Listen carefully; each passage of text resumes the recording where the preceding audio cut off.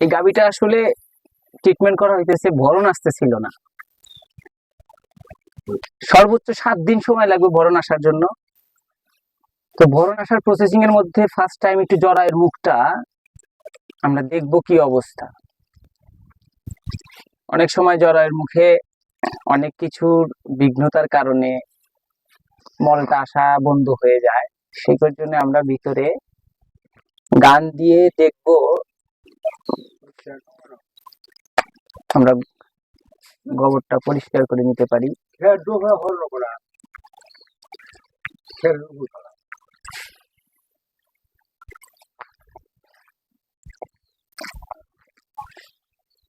আমরা এই গানটা দিয়ে জরার মুখে দেখবো কি অবস্থা।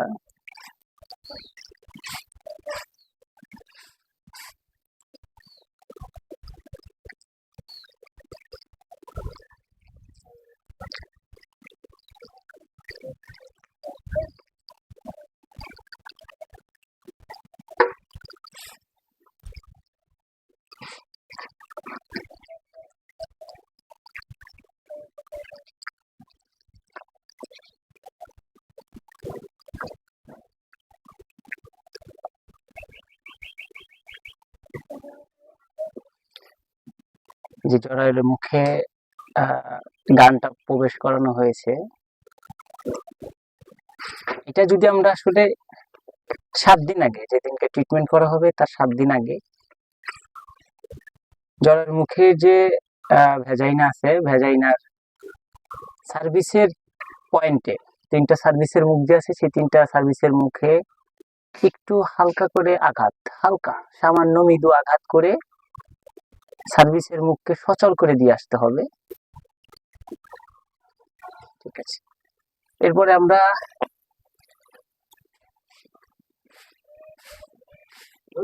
ছেড়ে দিয়ে না,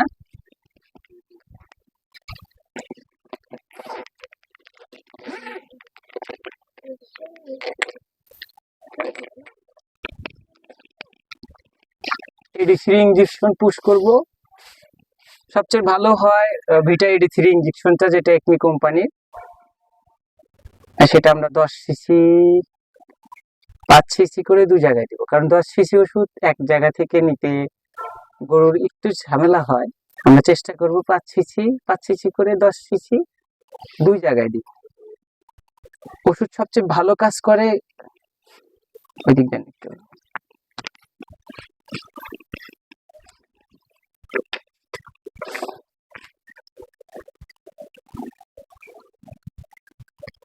দুই জায়গায় দিলে কি হবে, ওষুধটা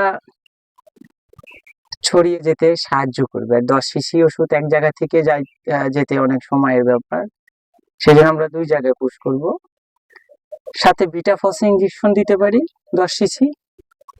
AD3 সমস্যা হলো AD3 ওষুধটার ঘনত্বটা একটু বেশি,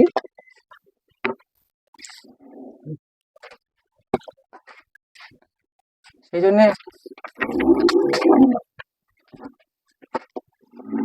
দাদা হয়ে গেছে।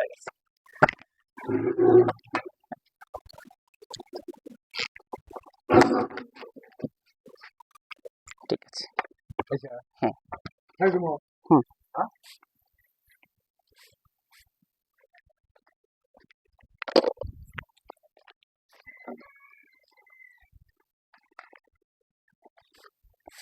আশা করা যায় যে 7 দিন, সর্বোচ্চ 7 দিনের মধ্যে ভরণ চলে আসবে গরুতে।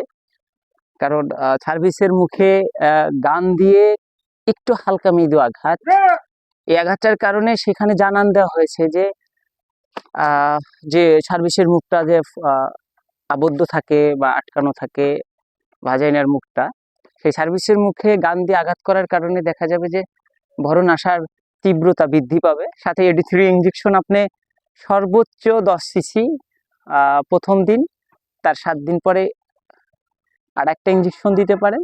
আর সাথে ভিটাফস ইনজেকশন খাওয়ার জন্য অ্যানক্স ডি খাওয়াতে পারেন, সকাল একটা বিকাল একটা। যদি বডি ওয়েট একটু বেশি হয় সেই ক্ষেত্রে আপনি 2টা ট্যাবলেট সকালে, 2টা ট্যাবলেট বিকালে আপনি দিতে পারেন।